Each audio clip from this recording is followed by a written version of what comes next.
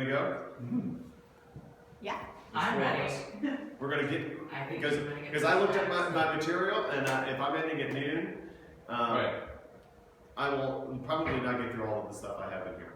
I was working on a Friday kind of, and I was like, I'm in the rush to get out here. so. I'm in the right field. So here we have the Holy Land, and Mary Catherine was just there.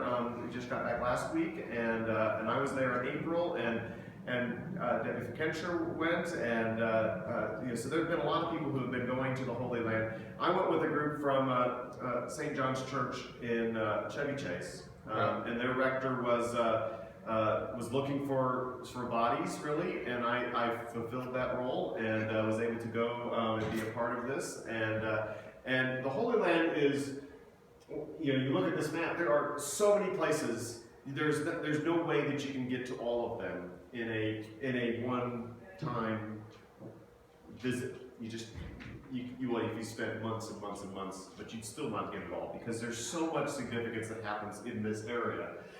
Just to point out on the map, the Sea of Galilee is at the top of the body of water that's near the top of the map center. And the Dead Sea is the body of water that is near the bottom of the map in the center. And most present-day Israel is on the west side of the Jordan River. So the Jordan River connects those two bodies of water. On the right side, or the east side of the Jordan River, is the country of Jordan. And so that's just to give you some idea of where this is and the different places. The capital of Israel is in Tel Aviv, which is on the coastline of the Mediterranean Sea, which is on the left side, or the west side of this map. And that's where I landed. And then I went, in my time there, I went up north after an evening in Tel Aviv, and went north and spent time in Tiberias at a hotel there, and went to Nazareth and Haifa and Capernaum, and spent some time on a boat on the Sea of Galilee. And then the majority of my time was in the southern portion, which was in the old days was called Judah, back at the city of Jerusalem, and I was in a hotel there. So those are just some basic outlines of the Holy Land. It has been a Holy Land for thousands and thousands of years. It was a Holy Land when Jesus was alive.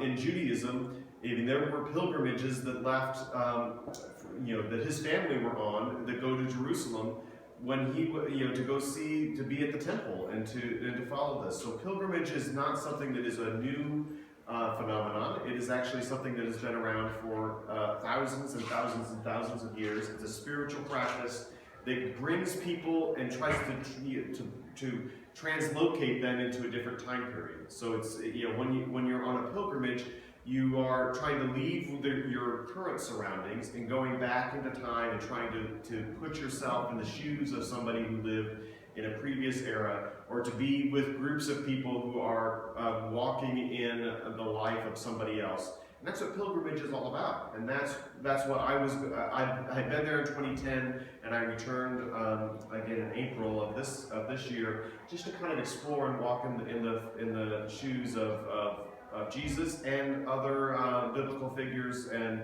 trying to get a context of what it's like to be in this very special place. Really, pilgrimage for Christians was instituted by Empress Helena, Constantine's mother, back in the 300s, so many, many years ago. Constantine, if you know your history of the world, was the one who said that Christianity should be the religion of the empire, and as such, it became okay to go on pilgrimage as a Christian. And Empress Helena, his mother, she's often pictured with a cross, because she is credited with finding the true cross. Now, it may not have been the true cross, but she was credited as finding the true cross some 300 years after Jesus was crucified, found a piece of wood, and said, oh, this is the true cross. But she also was, when she went back there, and not only, she instigated people to go out and find the places that Jesus had walked. So they went and found places all over what is now the Holy Land and said, these are places where we need to have shrines. The two that still are connected with her in their significance are the Church of the Nativity, which is in Bethlehem, and the Church of the Holy Sepulchre, which is in Jerusalem. So here's Jerusalem, Bethlehem. You can't even really tell that you've left Jerusalem and you're in Bethlehem. They are very close to each other. Within a couple of miles, as you're driving through, you get to the checkpoints, the various checkpoints to get in. You don't even realize that you've left Jerusalem and you are then in Bethlehem. So very close. But this is from the Mount of Olives, looking at the city of Jerusalem. You can kind of see it's the walls that you can see there, and the Dome of the Rock is the holy site in Islam, is right dead center almost in this picture. This is what people, when they think of Jerusalem, this is what they think of. Of course, the walls were erected during the Ottoman era. These are not the walls that Jesus saw. You look at them and say, oh, those are very old, so they must be the time of Jesus. They're only 400, 500 years old in comparison to Jesus being 2,000 years ago. And the reality is that the city of Jerusalem was not, this is what we call the old city of Jerusalem, was nowhere near the size that it is right now in the time of Jesus. And the place where the Dome of the Rock was where the temple was back in that era, and that was kind of the end of the city. You got to you got there, you were almost at the back lot. It was a fortress on the edge of it. That was the end of the city. And then the city actually went this way, down the hill, which is no longer within walls. But back then it was. So the walls have shifted and changed over the thousands of years as it's been conquered and destroyed and rebuilt, and that's just the nature of things. This is what it says in 2 Samuel chapter 5. At Hebron, he, David in this case, reigned over Judah 7 years and 6 months. And at Jerusalem, he reigned over all Israel and Judah 33 years. David brought significance to Jerusalem. Now, Jerusalem existed before he was there, but David brought the Ark of the Covenant. David brought the capital of under his reign. David lived about 1000 BC, so some 3,000 plus years ago was when David lived, and he was the one that really, even though Jerusalem had been around and there was a spring there, so it was a viable place to live, until when David got there and said, "This is our capital," and then subsequently his son Solomon built the temple, the first temple there. That's when Jerusalem became significant in Judaism, and which would lead to it being significant in Christianity. So that's just to give you some outlay of this. Now this is a model at the Jerusalem Museum of the city of Jerusalem at the time that Jesus was alive. So it's actually a couple years after that, but close enough. And you can see if you're looking now. I'm standing there and I'm looking up the city line from the south, looking up north toward the city. You can see that it's on a hill, and you can see on the right side of this picture, you can see a valley that would have. That's where the spring is in that valley. And then there's another valley that you can't see in this picture that would be cutting along this way. And the city of Jerusalem was built right along the side of this valley in order to take advantage of the spring. And at the top of the first hill in the time of Jesus was this vast Temple Mount, which is pictured here on this map. Now, you can see that it was, if you're looking at it from down below, it's enormous, and it is enormous. And this today is where the Dome of the Rock is. It is where the Al-Aqsa Mosque is. It is where the wall portion of it is the Wailing Wall, or the Western Wall of Judaism. At this time, though, when Jesus was alive, this was that you would come to that. There was a humongous gathering spot for people to come on pilgrimage or for just their daily prayers. And they would come in there in the actual temple, the second temple, the one that was destroyed in 70 AD and changed Western history, really, was situated on top of that platform. Now, when Helena came to Jerusalem, there was nothing on top of that. It was actually where they gathered trash. And there's reason for that. So after the temple was destroyed in 70 AD, and until into the 300s, 400s, they just left it blank because Jesus had said, "Oh, well, I will raise up the temple, and I'll do it in short order, and this is not going to be a big deal." So they were just waiting for that to happen. We'll just wait for that.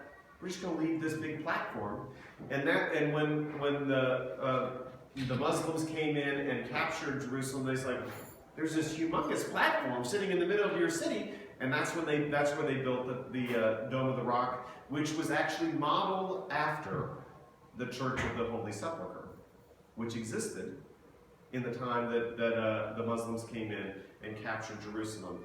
And so they reclaimed it. They said, "Oh, look at that architecture, has this nice dome on there. We're going to move that over here, and we're going to copy that. It's a little bit larger. The Dome of the Rock's a little bit larger, but we're going to copy that on this mount platform. So it's just a flat. They built it so that they could have a flat surface, and that's where they built the Dome of the Rock, and that's been there for 1,600 years.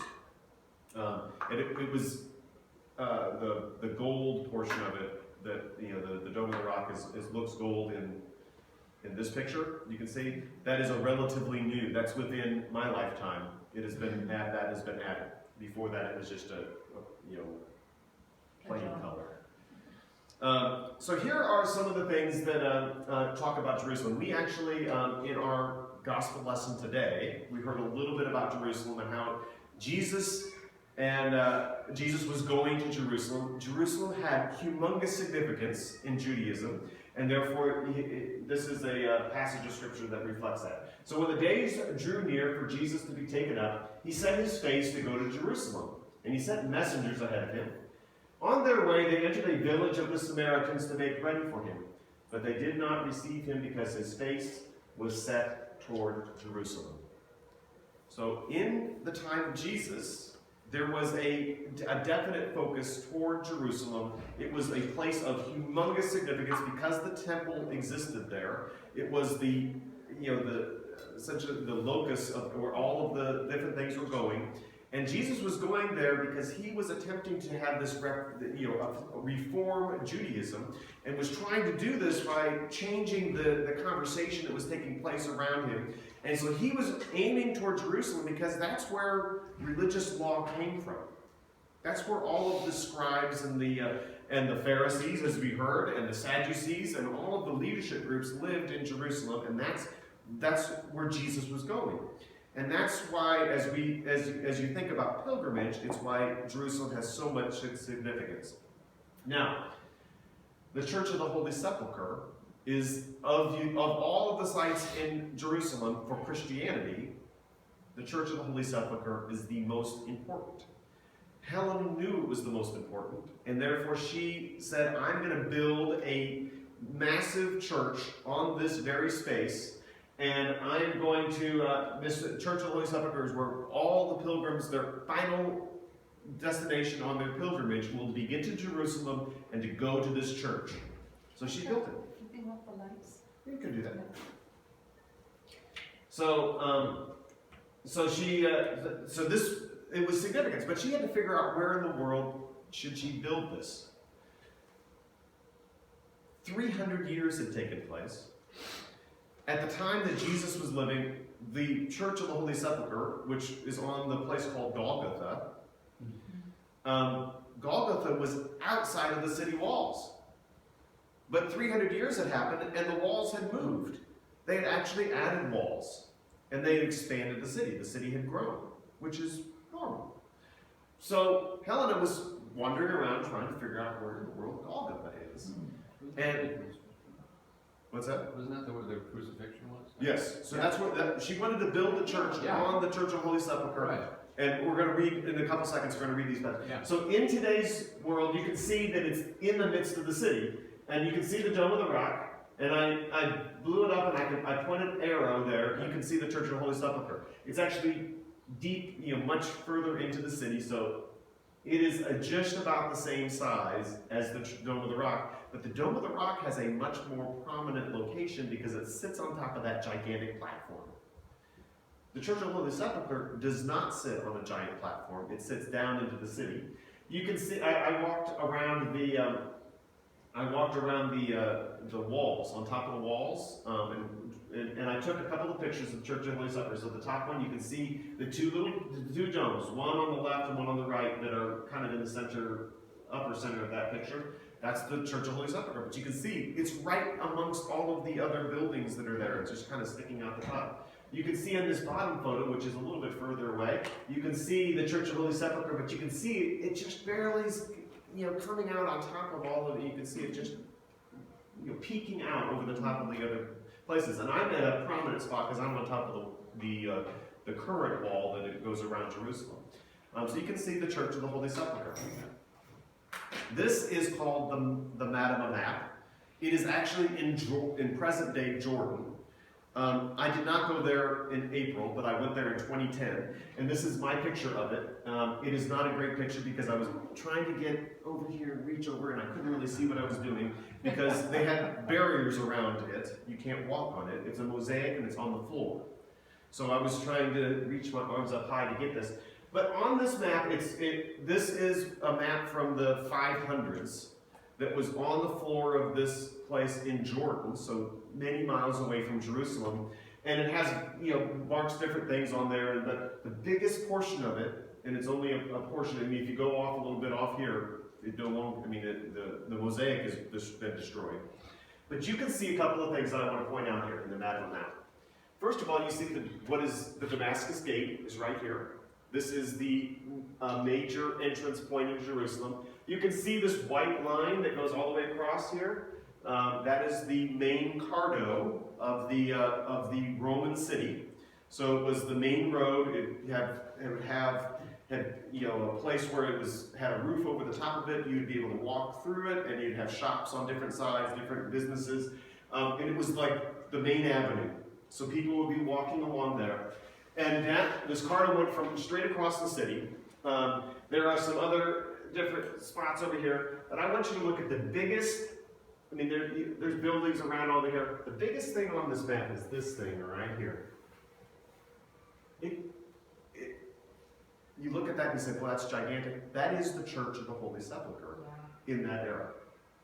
You don't see anything about the Dome of the Rock. You don't see any platforms. You don't see Jerusalem is put, and right in the center of it is the dome, is the Church of the Holy Sepulchre. And if you notice in this picture, you have these steps going up to it. You have an area here. You have an area here, just as it is today. But it was not exactly like that in that era.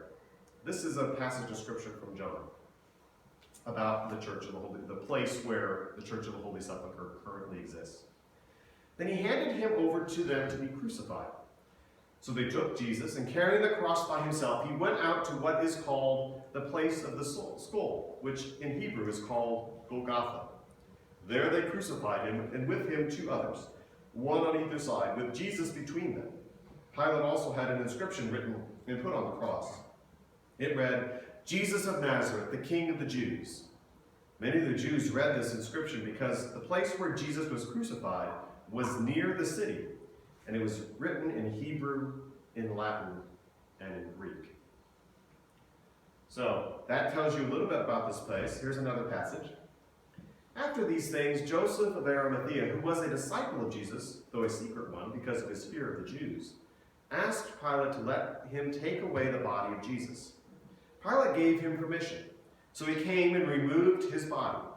Nicodemus, who had at first come to Jesus by night, also came, bringing a mixture of myrrh and aloes, weighing about 100 pounds. They took the body of Jesus and wrapped it with the spices and linen cloths. According to the burial custom of the Jews, now there was a garden in the place where he was crucified.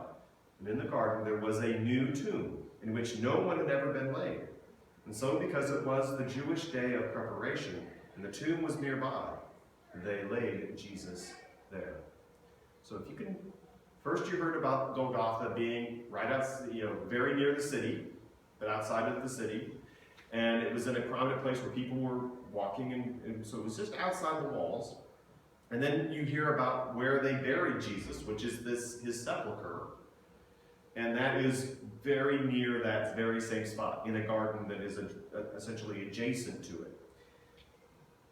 Here's another passage about that what would happen the following day. We know this because we have been around for a while. We just have.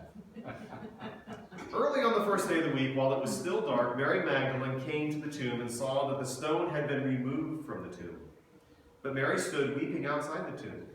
As she wept, she bent over to look into the tomb, and she saw two angels in white, sitting where the body of Jesus had been lying, one at the head and the other at the feet.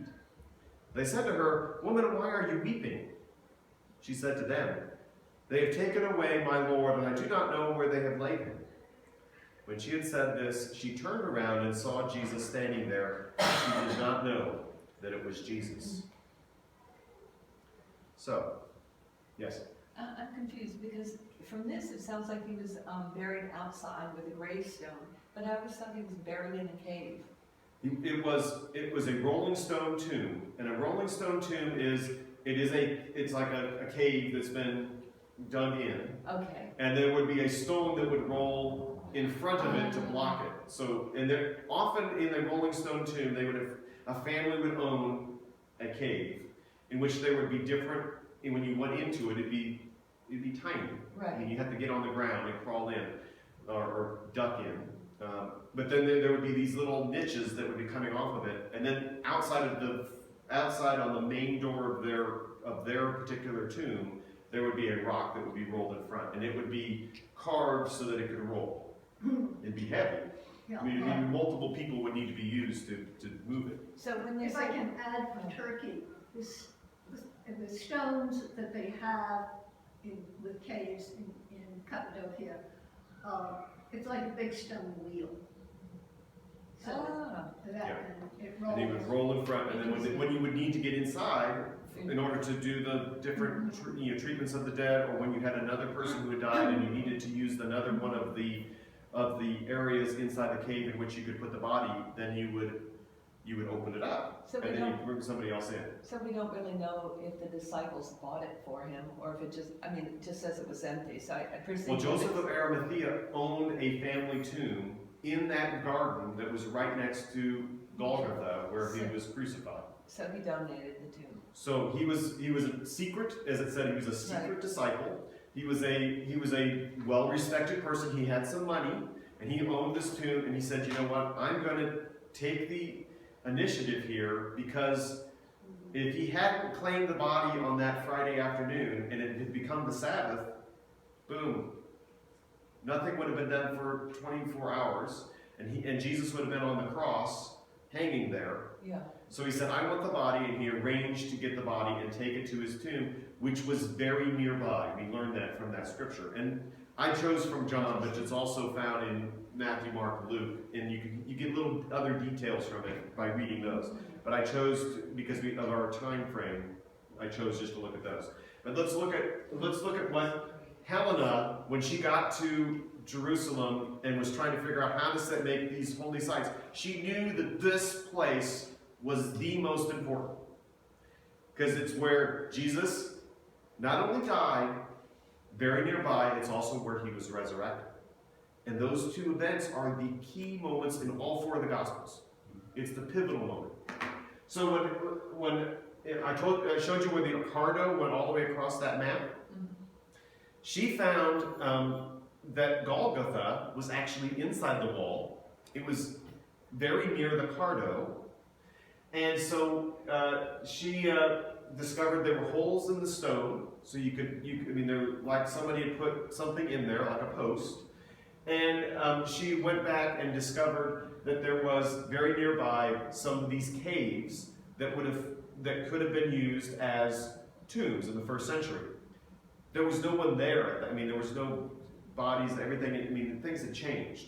The city had grown around it, and there was actually a temple right off the Cardo. There was a temple to the god of, a god, I don't remember which god it was, but there was a god's temple there. So she said, okay, we're taking down the temple, and we're going to make a new spot for the Church of the Holy Sepulchre, and this is how it was designed. If you look over here on the right side of this picture, that was the Cardo. So you'd walk off the Cardo, and you'd go up into a courtyard, an atrium there, right inside there, and then you had the Basilica. The Basilica, this is a rooftop over a very large space. It was where people would come and worship. The apse, or where the altar, where the end point is, most of the time those point to the east. We know that from our traditions. Always, you orient your church in a way so it goes to the east. This was the one that went to the west. Why does it go to the west? Because right on the other side of that apse is the stone of Golgotha, which was a rock quarry. It was in a rock quarry. And just beyond that is the place where those caves were, where they had found the first century tombs, and which the one that Helena said, this is the one that Jesus was buried in. So what they did was they built the basilica. It points toward those very holy sites. And then there was a open atrium, and that's where Golgotha was, so you could actually go, and you could get up onto the stone, and you could actually be there if you were a pilgrim, and you could go and you could see the stone, you could put your hand into the hole, which you still can do today, yes? And then, if you went back a little bit, went into the next building, they had a rotunda, and they built a special spot where the tomb of Jesus was. And people would come and they'd do this pilgrimage, so they'd go worship, they'd go to these different spots, and they could actually touch or see or be with these very spots. And that's what pilgrimage was all about. So this was the way it was oriented in the time of Helena, and was there for about 700 years, how people would come to the Church of the Holy Sepulchre. Now, when in 1009 was when this church was destroyed, except for the rotunda back here. All of this portion was destroyed when one of the conquests of the Muslims, and they destroyed this area, and they built other things there. So what in the current day, so in 1099 is the Crusaders came in, and this was the Crusaders were aiming for this. This was their goal. They did all of the pillaging and the killing of people, and went across Europe and down through. They were doing that because their pilgrimage site, the Holy Sepulchre, had been destroyed, and this was their goal was to rebuild it. So they went and captured Jerusalem, and they built. They had to adjust, but they built a site over the top of it. The problem is that the spot where the basilica used to be was covered by other buildings. The costs to redo it were extraordinary. So they adjusted. The Picardo was still out there, but in order to get to where you would go in, now you come in from the south side. So on this map, you enter through these doors into the main Church of the Holy Sepulchre today. There's no, in the sense of having a basilica and going off the Cardo, you have to kind of, and Mary Catherine was just there, and Debbie was there earlier this year. You have to kind of wind your way through some other buildings and homes and shops and various kinds of things to get around to the now entrance court, because it's not on that prominent road. It's on a side road. And when you enter today, you would come in here. Where Golgotha is actually inside the building. So you can take a staircase up to the top of this space, and you can go in, and there's an altar over the rock that has the hole in it, like the post holes, that you say, okay, this is the hole where the cross was. Then it's just a little balcony that looks over here. And then you can come over, this area is actually now the apse. And that actually no longer points to the west, it now points to the east because that's where traditionally you point things to the east. But it makes more sense now because it's in the same building with the other two major pieces that you want to find. It's in the same building as Golgotha, and the tomb is actually back down here under the bigger dome. So there's two domes, one here, one here. Under the bigger dome is the actual tomb that was built. There's a little hut, what I call a hut, that is built over the top of the cave that has these different little tentacles that you can't actually see. I mean, you can't see actually into the cave, but you go to the shrine that sits on top of it. And that shrine was built in 1809, the current one that sits there, after it burned to the ground in 1808. And it has been the same shrine since 1809. And it sits right inside of the stone Church of the Holy Sepulchre with the big rotunda. And then if you go back into the back, there's another chapel back here, and there is a little passageway with first century tombs that you can actually get down like this, and you can crawl in there, and you can get in and see what the first century tombs would look like, and the door in which there's no rock there, but where a rolling stone would have been. Kurt, is some of this the sort of the volcanic rock that they could carve into, or?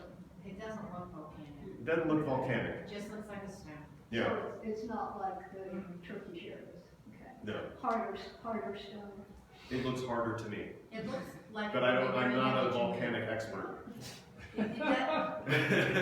They did stacking. There was an article in the Wall Street Journal last week. They're going to actually go in and. Yeah, I actually brought this article, and I'm going to, at the end of this, I'm going to hand it out because for the first time in an extremely long period of time, they have agreed, the different bodies have agreed that they need to help the shrine. That's right. And it was all, when we went there, Yeah. everything was lined up, like they had stuff all the way around it. There- We could well- still go in, but thankfully we went early enough that the line wasn't huge to wait in to actually go into the hut above the tomb.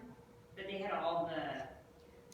And they're working at night, and all of the different religious bodies have agreed on it. The Pope and the Patriarch, and they have agreed that this needs to be fixed because in 1940 something, under the British mandate, they put some structure around it to hold it together because it's falling apart. It gets millions of visitors, and nothing has been done to it. No one will touch it. And people would argue about what should we do with it, and so it had to get all of these important people to gather and say yes, we need to do something and they're going to actually lift it up, and people for the first time in 200 plus years will be able to see what's actually underneath it. So that's happening as we speak.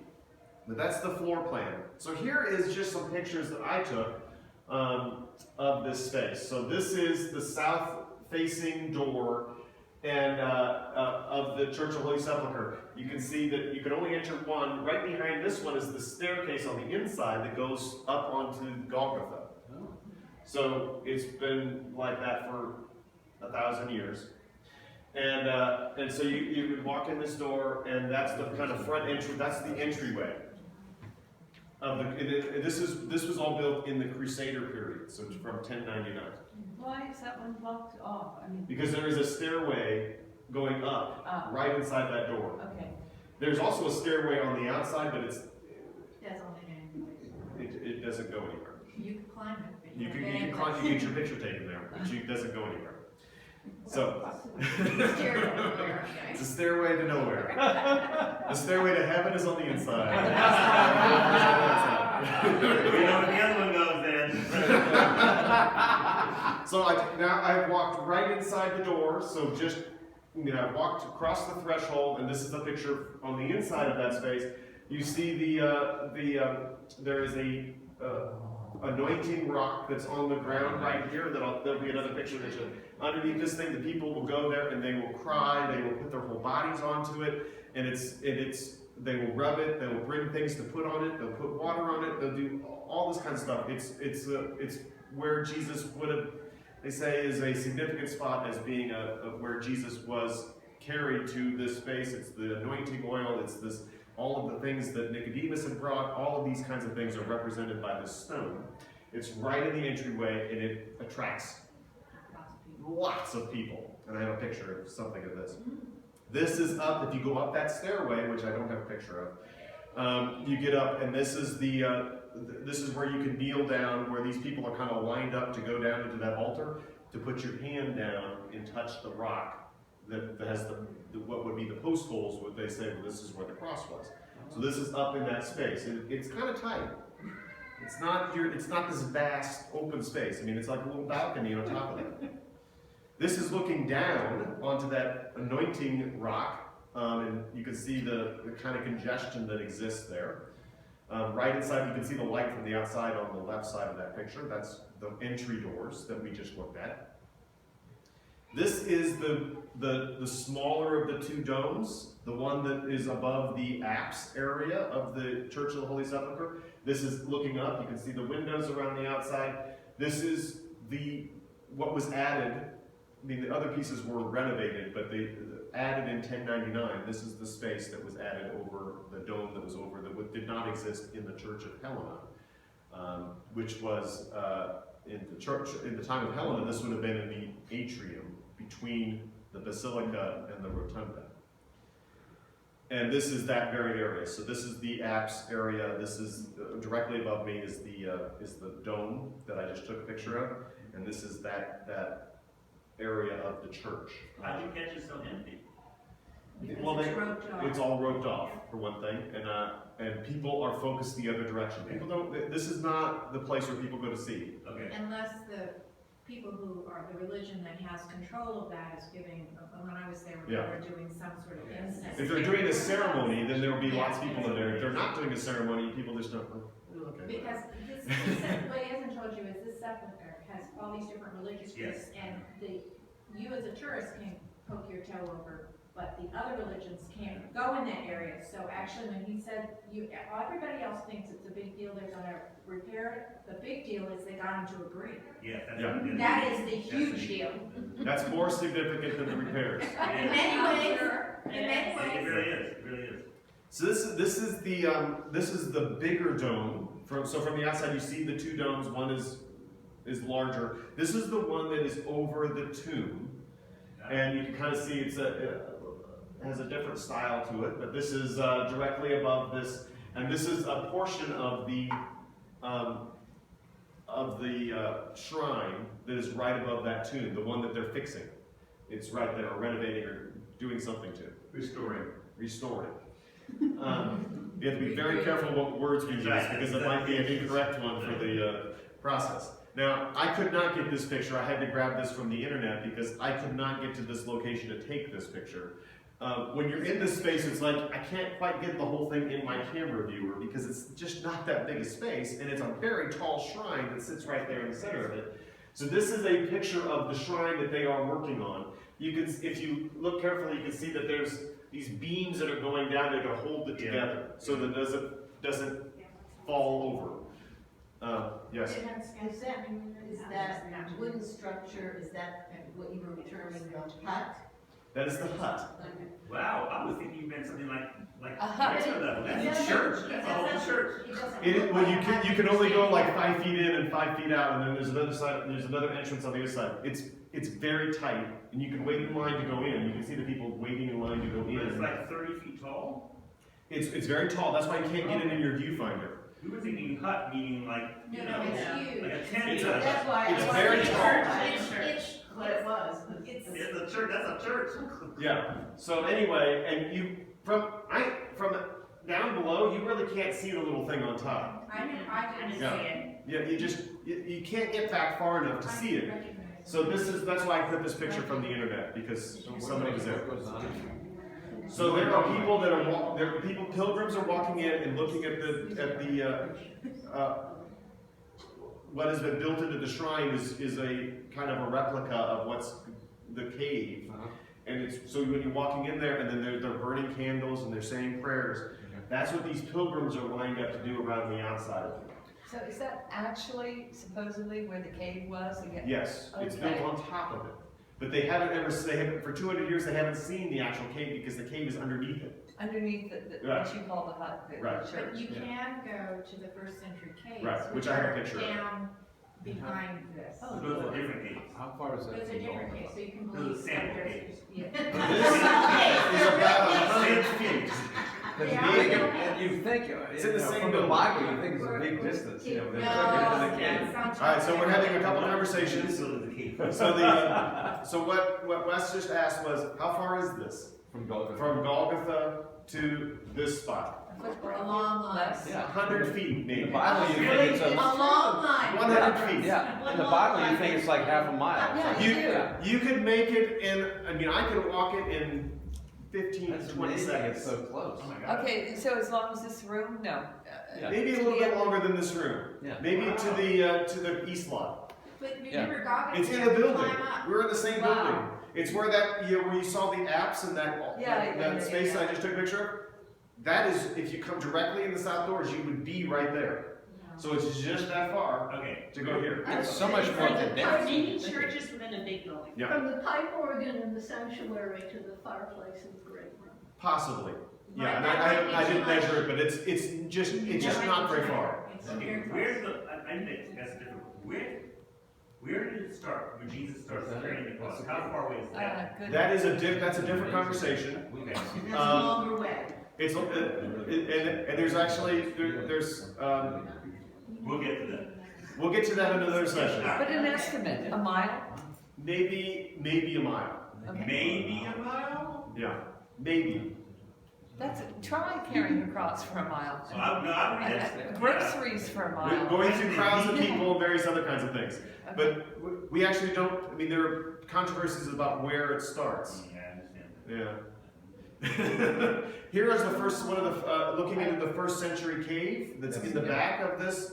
So if you're looking at this picture, directly behind there, Okay. there is a door that goes into Down. another chapel. You go kind of a little bit down, but you know it's kind of you have to kind of, and then you get down. You can do this, and you can crawl into this hole, and that's what this is. I took a picture of this, and this is back into those.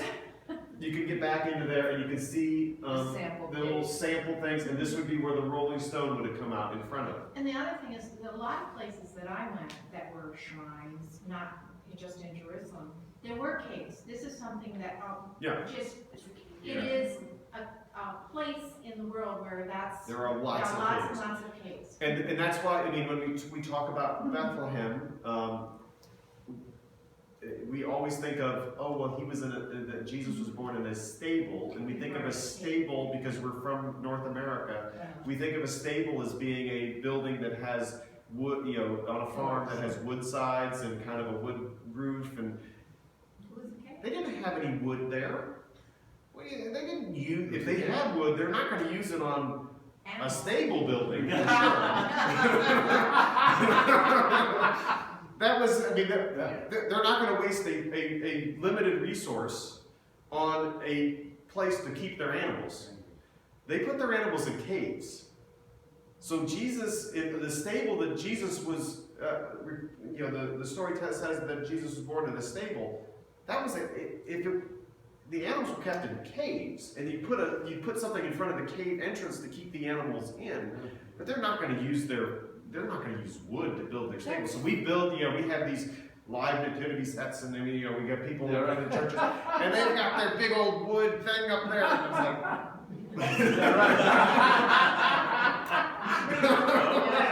That's right. so, if you came into the front entrance of the Church of the Holy Sepulchre, which is on the south side, all of this is to your left. The stuff that we've just shown you. So straight ahead was the apse. To the left was where the hut and the place where the tomb is. And if you turn to the right, that was where the old basilica was. And there are some ruins that you can actually go down steps to that were considered to be the time of Constantine, where the church of the basilica that Helena had built would have been. And so you can actually walk down these steps and you can see some of these ruins back down underneath you're actually climbing underneath other buildings that were built during the time that after the original structure was destroyed. And you can see down in this little stairway, you can see some of the other chapels. So if I go back here, maybe, and I look back here, so you see Chapel of St. Helen, and you see some little chapels off to the side, and there's 29 steps with cross graffiti in the stone. That is all space that would have been under the original basilica that was built there at the time that Helena was. But in time, things move upwards, and Golgotha was a outcropping in a stone quarry. So all of that stuff would have been elevated. So this is actually a space that was where the basilica, some of the ruins of the basilica are. And now I'm going to flip back here and so that's the stairway going down to the Chapel of St. Helen. So that is a Church of the Holy Sepulchre, kind of central point of this place called Jerusalem and the Holy Land and pilgrimage, and how it relates to the Bible and the significance that when Helena went in, she had those same scriptures, and she was looking at it going, where did this take place? And where's this garden tomb? There are a lot of gardens around here. What did tombs look like in that era in comparison to the way people bury their dead changes over time. If you come to the United States 250 years ago, everybody was buried in a coffin that was put underground and you put a stone on top. Today, lots of people are cremated and put in columbarium niches here at St. Patrick's. I mean, in my time here, I've done a couple of graveside services. So things change, and things have always changed in how people deal with their dead. But at the time of Jesus, it would have been, as I explained earlier, this kind of rocky, cavey, with some kind of stone that would have been blocked off. And that's when we imagine it. That's what we have to be thinking about when we think about how Jesus was buried in that first century. Would have been in these kind of stone caves things. Questions? Now I've already went up over by 7 minutes. I knew I didn't have enough time. I have somebody waiting outside, so. Well, thank you all for being Thank here. you. Thank you.